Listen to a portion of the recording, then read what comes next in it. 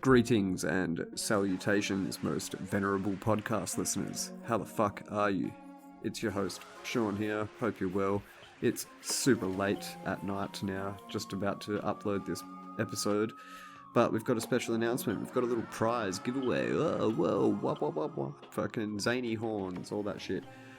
Got a copy of Picnic at Hanging Rock here to give away to one of you people.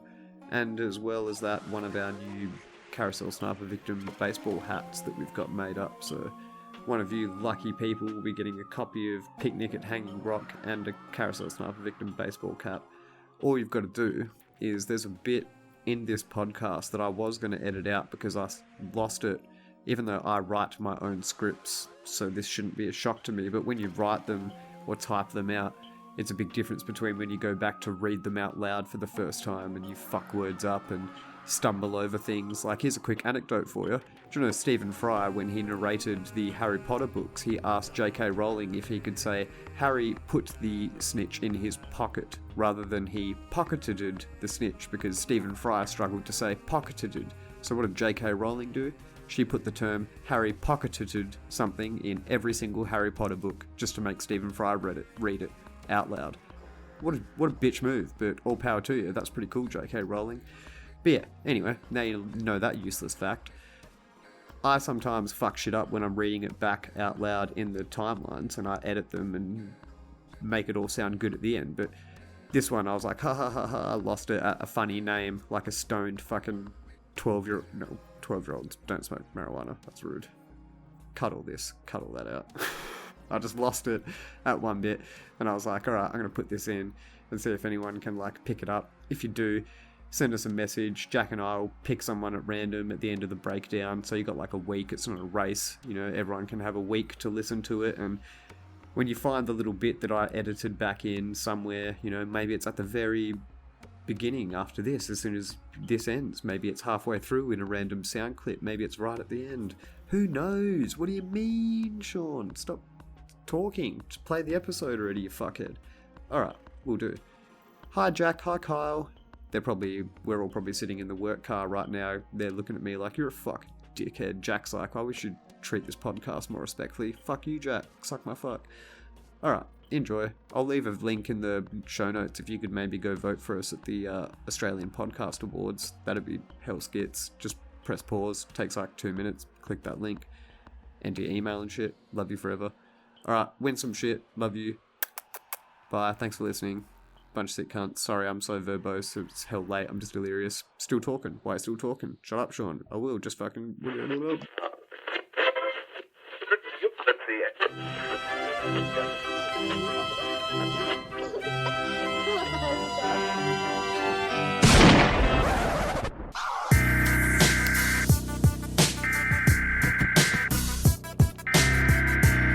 interrupt our program to bring you this important message.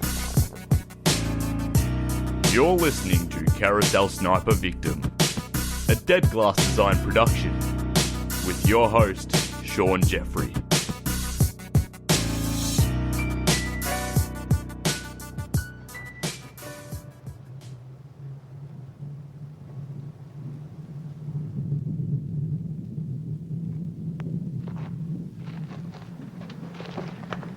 We can't go much further. Promised Mademoiselle we wouldn't be long away.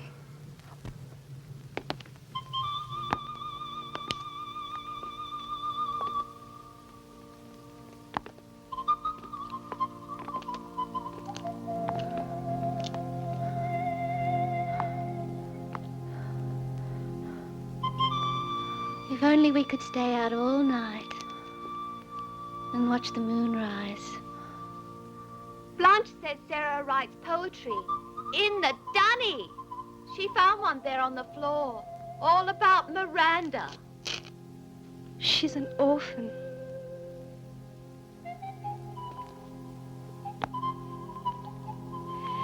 Sarah reminds me of a little deer Papa brought home once. I looked after it, but it died. Mama always said it was doomed. Doomed? What's that? that mean, Irma? Doomed to die, of course. The boy stood on the burning deck, whence all but he had fled, tra-la. I forget the rest. I think I must be doomed. I don't feel at all well. I do wish you'd stop talking for once. Poor Edith. Look her back soon.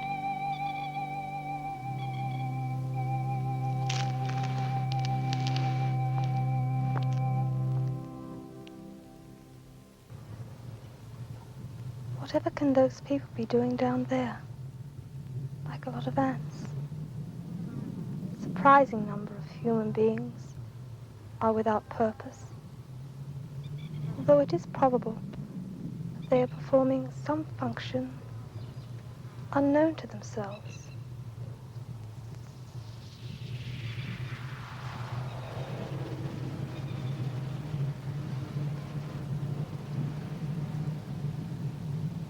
Everything begins and ends at exactly the right time and place. Look.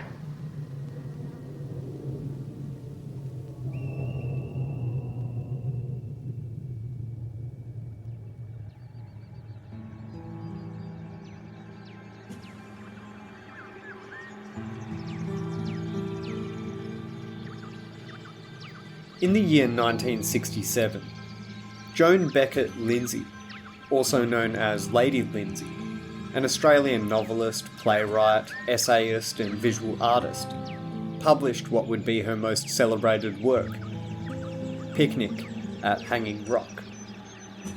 This historical Gothic novel detailed the mysterious disappearance of 3 schoolgirls and their teacher at the site of a large, monolithic stone formation in, I guess you could say, somewhat outback Australia, during one fine Australian summer day. The novel sparked interest for its ambivalent presentation as a true story as well as its vague conclusion. It is widely considered to be one of the most important Australian novels of all time. Although the events depicted in the novel are supposedly fictional, the story is framed as though it is true, corroborated by ambiguous, pseudo-historical references. Its lack of conclusion has sparked significant analysis, and the narrative has become a part of Australia's national folklore as a result. Lindsay claimed to have written the novel over 2 weeks at her home in Mulberry Hill, which was in Baxter on Victoria's Mornington Peninsula. She said she wrote it after having dreams of the events unfolding night after night. The novel begins with a brief foreword which reads, "Whether Picnic at Hanging Rock is fact or fiction, my readers must decide for themselves. As the fateful picnic took place in the year 1900, and all the characters who appear in this book are long since dead, it hardly seems important."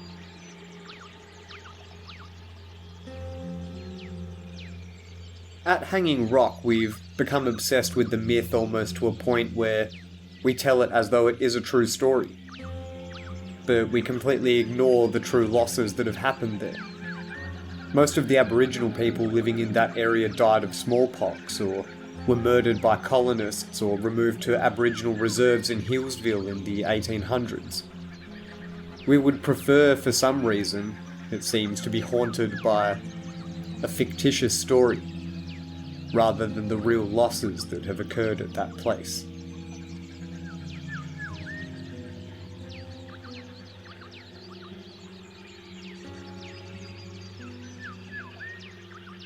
Carousel.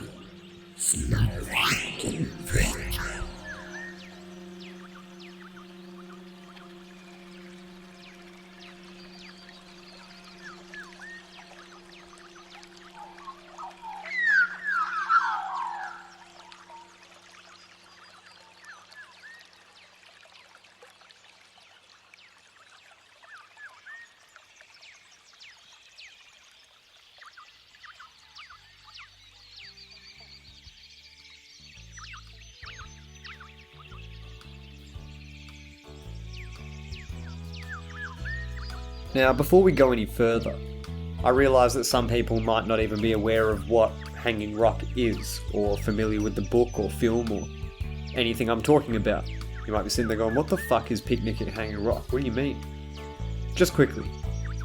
Hanging Rock is a big fuck-off rock formation in Australia. But it's not Uluru, or Ayers Rock. Not that real famous one that you see from the Qantas ads and shit. Hanging Rock is a mamelon, created around 6.25 million years ago by magma pouring from a vent and congealing in place. As the magma cooled and contracted, it split into these rough columns, and these columns weathered over time into the many intricate, crazy-looking pinnacles that you can see there today. As the Australian tectonic plate moved northwards towards East Asia, over a period of around 27 million years, it passed over a volcanic hotspot. This resulted in a chain of volcanoes stretching from Hillsborough in North Queensland to Hanging Rock, which is part of the southernmost end of this volcanic activity. This chain also includes the Warrumbungles in New South Wales, which were formed like 15.5 million years ago, and the Glasshouse Mountains in southern Queensland, which were formed about 24 million years ago. The name Hanging Rock itself comes from a boulder suspended between two other boulders, which is right underneath the main entrance path. But there's also features known as the Colonnade, the Eagle, and the UFO. The highest point on Hanging Rock is 718 metres above sea level, and 105 metres above the surrounding plain below.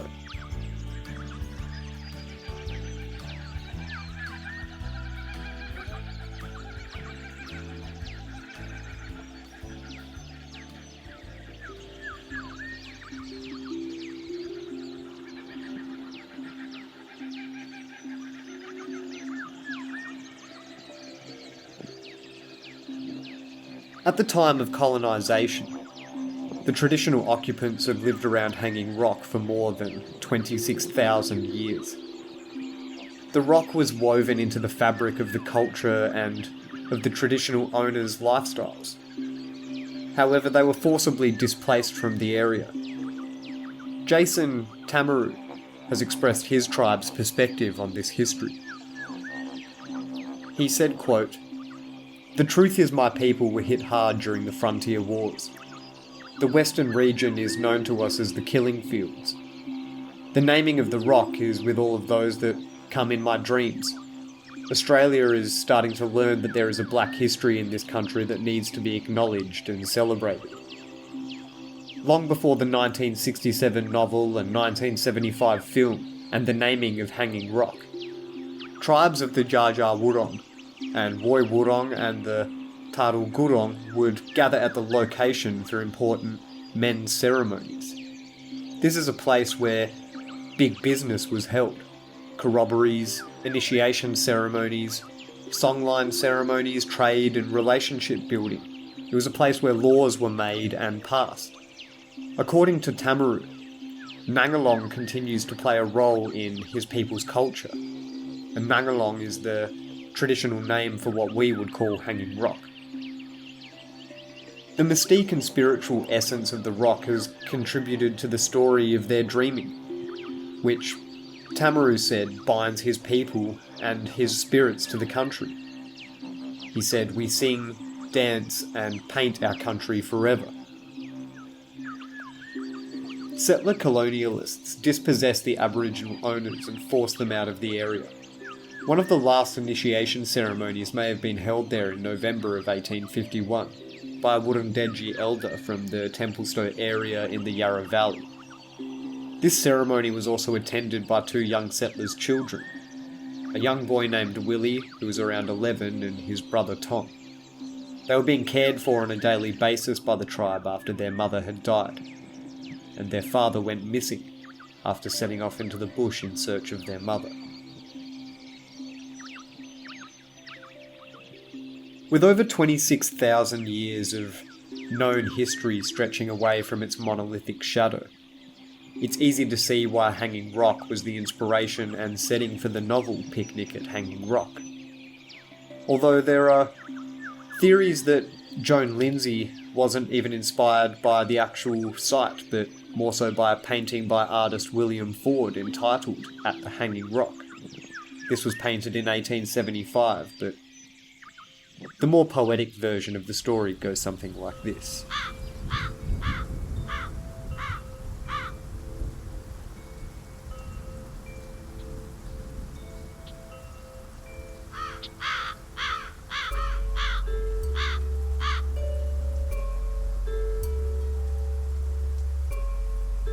It was 9:30 a.m. on a bleak winter's day in 1966, when Joan Lindsay sat down to sketch out the plot of Picnic at Hanging Rock. It was the same time she normally started her writing every day. But this day felt, somehow, different. A sinister midnight gale had whipped the few remaining leaves off the old roses in her side garden, and a huddle of dark clouds had also moved in, crossing the countryside like black-coated villains in a Victorian Gothic novel. In the grim midwinter light, the landscape looked thoroughly dispiriting. It was, Joan looked at their long-term live-in housekeeper. The perfect day to stay inside and write, she mused. Joan had woken that morning with the flecked remnants of a peculiar dream imprinted on the edges of her conscience. She knew immediately. She told her housekeeper that it would make a good book. The dream had centred on a summer picnic at a place called Hanging Rock.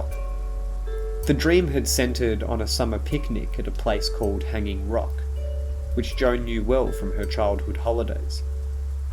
Joan told her housekeeper that the dream had felt so real that when she awoke at 7:30 a.m, she could still feel the hot summer breeze blowing through the gum trees, and she could still hear the peals of laughter and conversation of the people she'd imagined, and their gaiety and lightness of spirit as they set out for their joyful picnic expedition.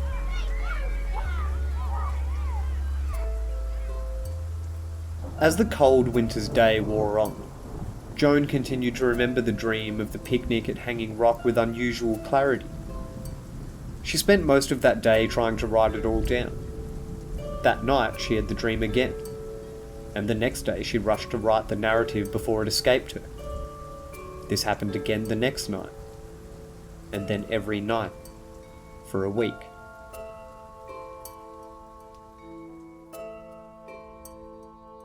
While Joan credited her curious dreams for the plot of Picnic at Hanging Rock, she had also envisaged writing such a story for apparently some time, although she may not have thought of a defined outline.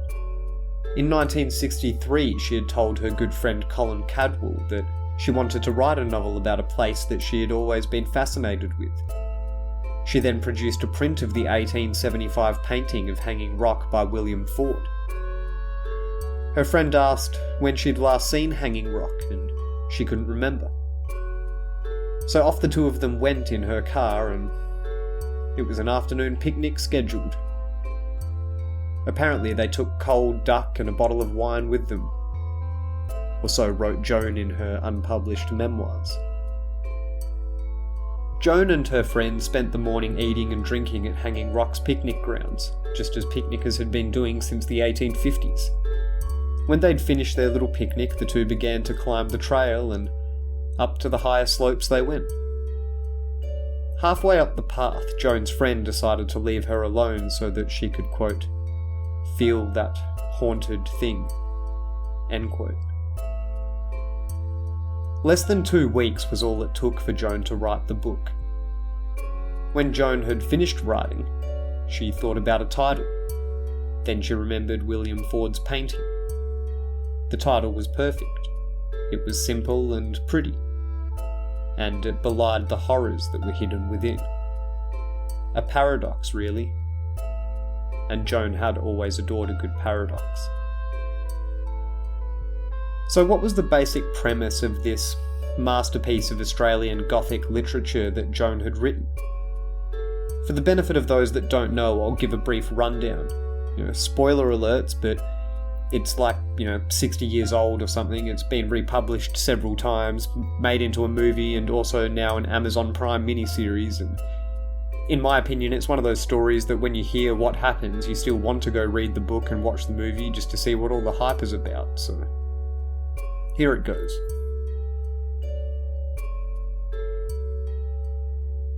At Appleyard College, an upper-class girls' private boarding school set in what you could say was somewhat outback Australia, a picnic is being planned for the students under the supervision of Miss Appleyard, the school's headmistress.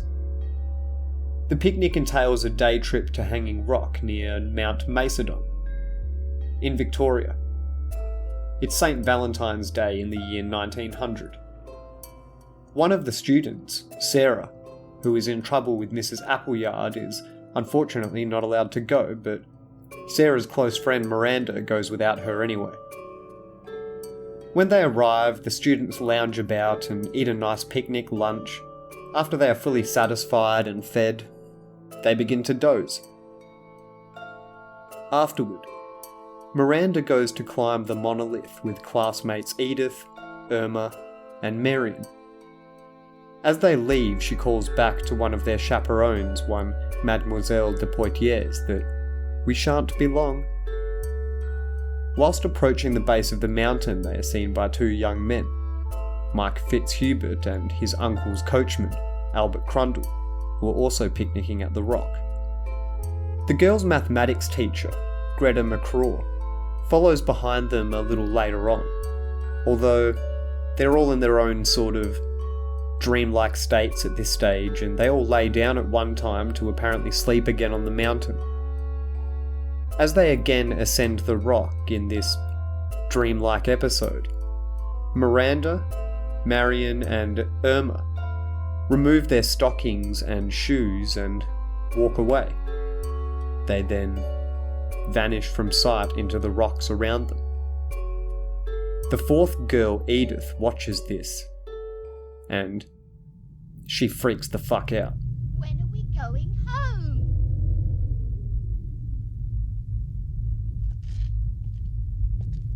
Miranda?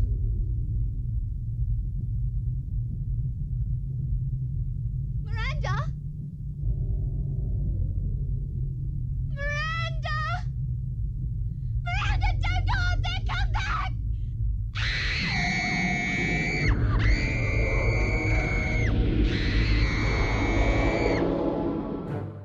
She screams and returns to the picnic in complete hysterics. She's all disorientated and she has no memory of what's occurred. And of course by now everyone else realises that Miss McCraw is also nowhere to be accounted for. The school scours the rock in search of the three girls and their teacher, but they're never found.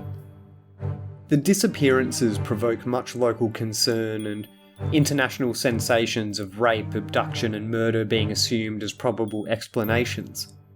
Several organised searches of the picnic grounds and the areas surrounding the rock itself turn up nothing. Meanwhile, the students, teachers and staff of the college, as well as members of the community, grapple with the riddle-like events that are transpiring. Mike Fitzhubert, one of the young men who last saw the girls, embarks on a private search of the rock and eventually discovers Irma, unconscious and on the verge of death. Although strangely, she's very clean and looks as though she's only been missing for hours as opposed to weeks. And although he does find Irma, Mike Fitzhubert doesn't return to the town. When he fails to return from his search, Mike Fitzhubert is found in a unexplained daze. He's catatonic in fear almost, sitting at the rock with Irma, found by his friend and uncle's coachman, Albert Crundle. Concerned parents begin withdrawing their daughters from this prestigious college, prompting various staff to leave. The college's handyman and maid quit their jobs, and the French instructor, Mademoiselle Diane de Poitiers, announces that she will be getting married and leaving the college as well. A junior governess at the college, Dora Lumley, also leaves with her brother Reg, only for both to be killed in a hotel fire. Amidst the unrest both in and around the college, Sarah, the girl who wasn't allowed to go on the picnic, vanishes, only to be found days later, having apparently committed suicide. Her body was found directly beneath the school's tower with her head, quote, crushed beyond recognition. The headmistress, Mrs. Appleyard, seemingly distraught over the events that have occurred, kills herself by jumping from a peak on Hanging Rock. Mrs. Arthur Appleyard, principal of Appleyard College, was found at the base of Hanging Rock on Friday, the 27th of March, 1900. Although the exact circumstances of her death are not known, it is believed she fell while attempting to climb the rock. The search for the missing schoolgirls and their governess continued spasmodically for the next few years without success. To this day, their disappearance remains a mystery.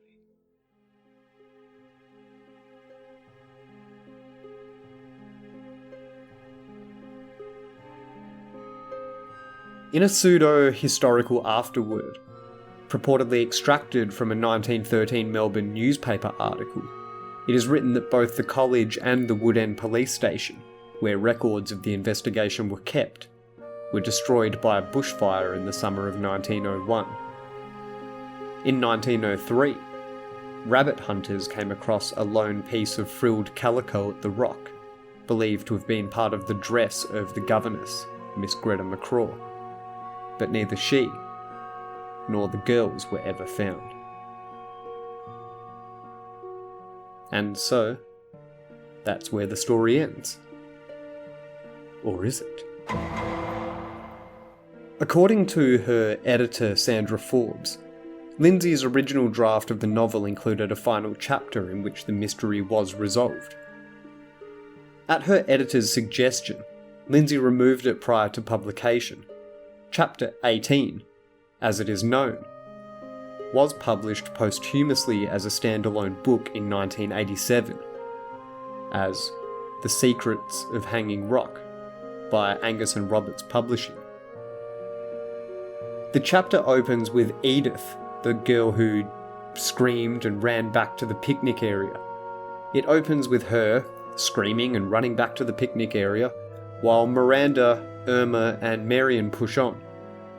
Each girl begins to experience dizziness and feel as if she is, quote, being pulled from the inside out. A woman suddenly appears climbing the rock in her underwear, shouting, "Through! Through! Through!" and then faints. This woman is not referenced by name and is apparently a stranger to the girls, yet the narration suggests that she is Miss McCraw. Miranda loosens the woman's corset to help revive her. Some straight out Pirates of the Caribbean scene right there. Afterwards, the girls remove their own corsets and throw them off the cliff. The recovered woman points out that the corsets appear to hover in midair as if they're stuck in time, and that they also cast no shadows. She and the girls continue together. The girls then encounter what is described as, quote, a hole in space, by which they physically enter a crack in the rock following a lizard. The unnamed woman transforms into a crab and disappears, scuttles down into the rock. Marion follows her and then Miranda. But when Irma's turn comes, a balanced boulder, the Hanging Rock, slowly tilts and blocks the way. The chapter ends with Irma tearing and beating at the gritty face on the boulder with her bare hands. This missing material amounts to about 12 pages. The remainder of the publication, The Secret at Hanging Rock, is just additional author discussion. The suspension of the corsets and description of the hole in space suggest that the girls have encountered some sort of time warp, which would make sense when compared with Lindsay's fascination with an emphasis on clocks and time in the novel. The transformation into animals also recalls some traditional Indigenous Australian beliefs. Picnic at Hanging Rock is written in the form of a true story, and even begins and ends, as I've said, with a pseudo-historical prologue and epilogue, reinforcing the mystery. However, while the geological feature Hanging Rock and the several towns mentioned are actual places near Mount Macedon, the story itself, it would seem, is entirely fictitious. Joan Lindsay had done little to dispel the myth that the story is based on truth, in many interviews either refusing to confirm it was entirely fiction or hinting that parts of the book were fictitious and that others were not. The dates named in the novel do not correspond to actual dates in the 1900s. For instance, Valentine's Day, 14th of February 1900, occurred on a Wednesday, not a Saturday. Similarly, Easter Sunday fell on April 15th, not on March 29th as it says in the book. But that's not to say that some strange things don't apparently still take place regarding the area of Hanging Rock.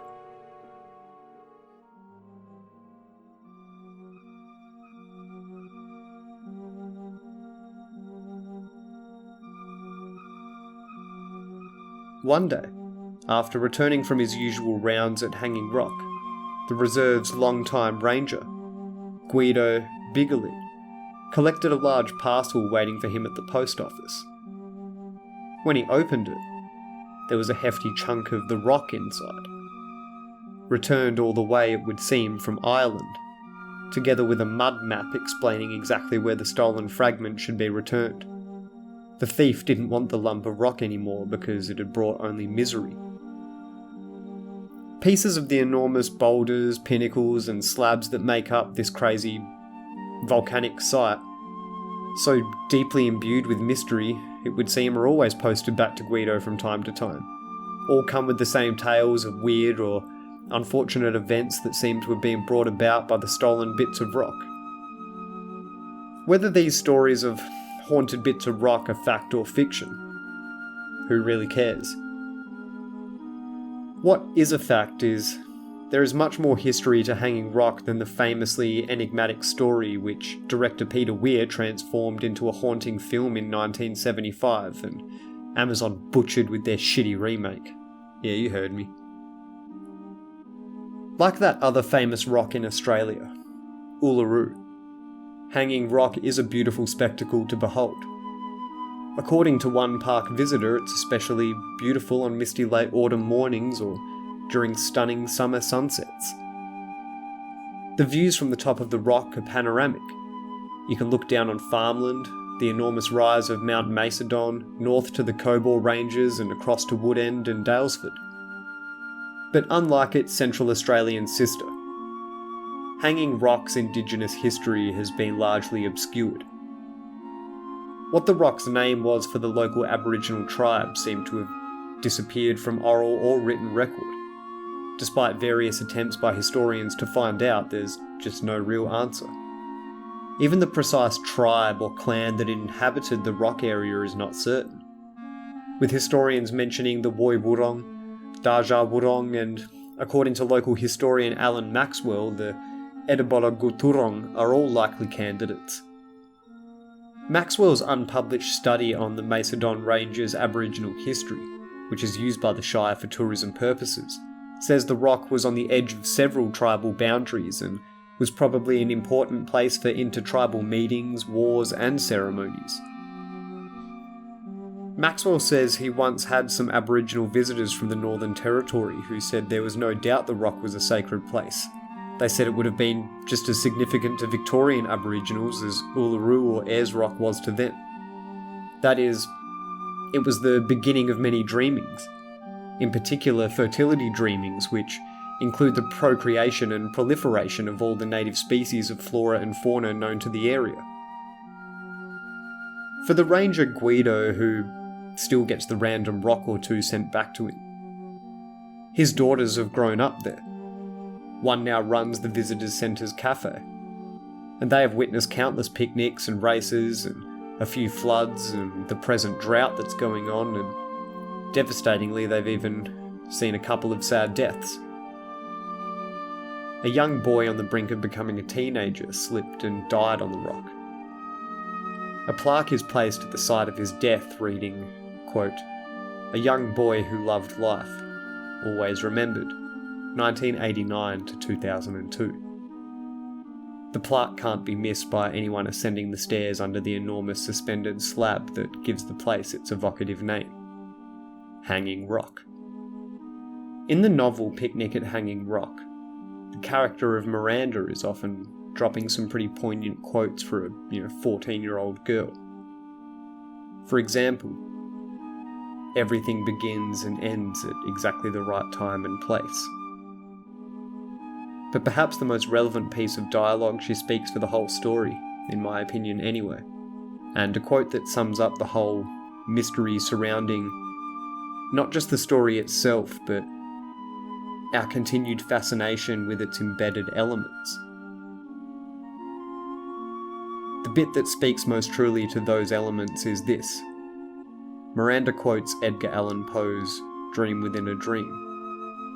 All that we see or seem is but a dream within a dream.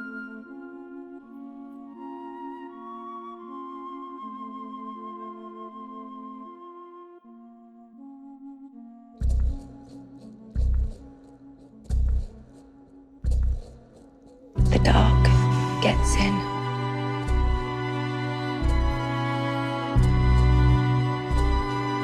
You can't just say, I've had enough.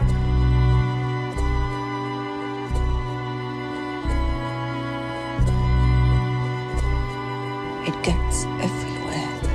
Early this morning,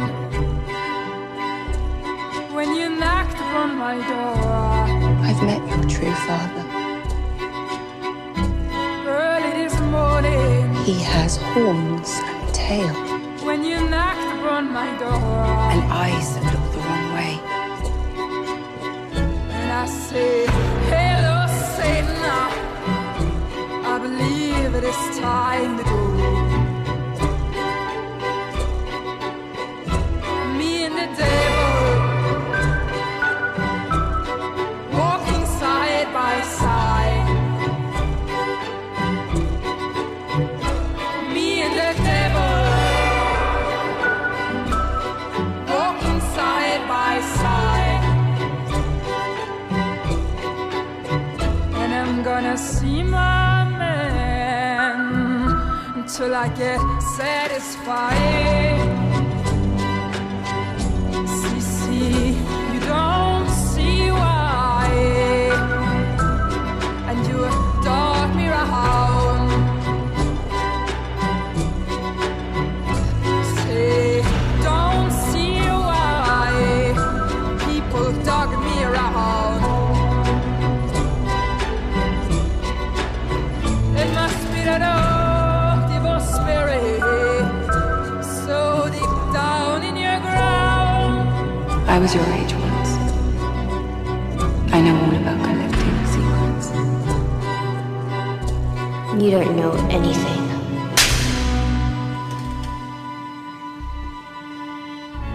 You may bury my body down by the highway side. You may bury my body down by the highway side. So my old evil spirit can greyhound bust that ride.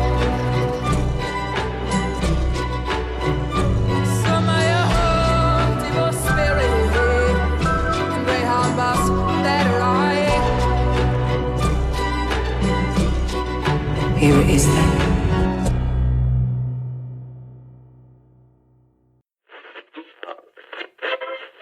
This ceremony was also attended by two young settlers' children. Willie Shivers. I'm going to leave that in. Willie...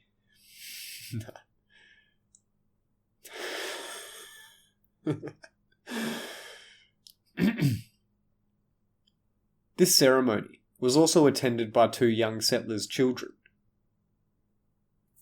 This ceremony was also attended by two young settlers' children. Willie Shivers. Settler colonialists dispossessed the Aboriginal owners and forced them out of the area. One of the last initiation ceremonies may have been held there in November of 1851 by a Wurundjeri elder from the Templestowe area in the Yarra Valley. This ceremony was also attended by 2 young settlers' children, a young boy named Willie, who was around 11, and his brother Tom. They were being cared for on a daily basis by the tribe after their mother had died.